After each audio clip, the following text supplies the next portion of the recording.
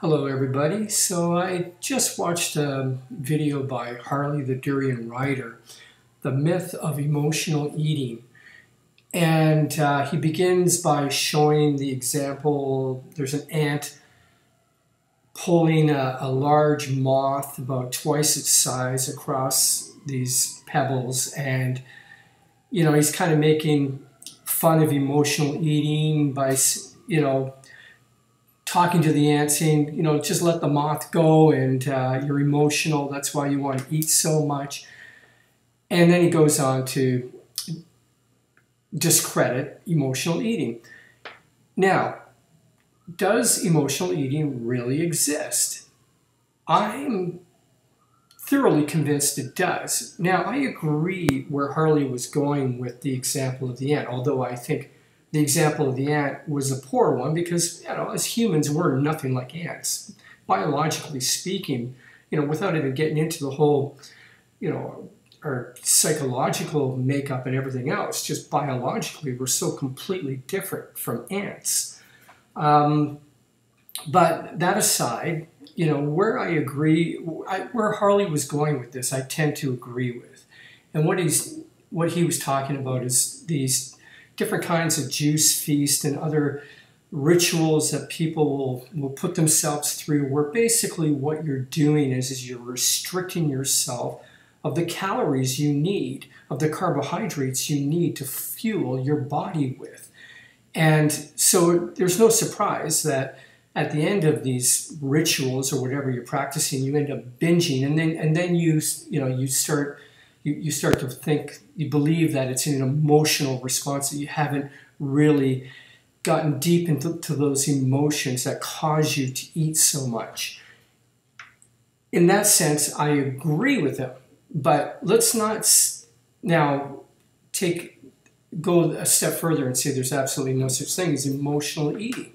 I think clearly there is. What about people who overeat? They eat beyond what their body needs. They're gluttons, basically. They eat and eat and eat. And in many cases, people will use food, especially if they are going through a very difficult time in their life, if they've had a traumatic experience in their life. People will use food to insulate those emotions. And it tends to be the higher fat foods that they'll use. Now, I also would say, for example, even if you become a vegan, a low-fat vegan, and you are carbing up, in the early days of being a low-fat vegan, you will, even if you're eating enough carbohydrates, make no mistake about it, don't be surprised if you find yourself having an emotional attachment to the foods that you were used to eating in the past. Because, you eat these foods for years, and there's a lot of associations around the foods that you eat. There's an emotional attachment there. I remember when I first became a vegan, first of all, it was my ex-wife, my then wife at the time, who dropped the bomb saying that she was becoming a vegan. And I tell you, this was just after I had cooked a beautiful steak dinner. And, I was relaxing, having a glass of wine, and she broke this to me. And I was just like, I had no interest in changing my diet or anything like that. I loved eating my meat. And when she mentioned that, I knew that it would just be a matter of time where I had to come on board. And I was furious. The thought of having to give up what I loved so dearly was my meat. I remember a time in New York City at Mortons, one of the famous steakhouses in New York.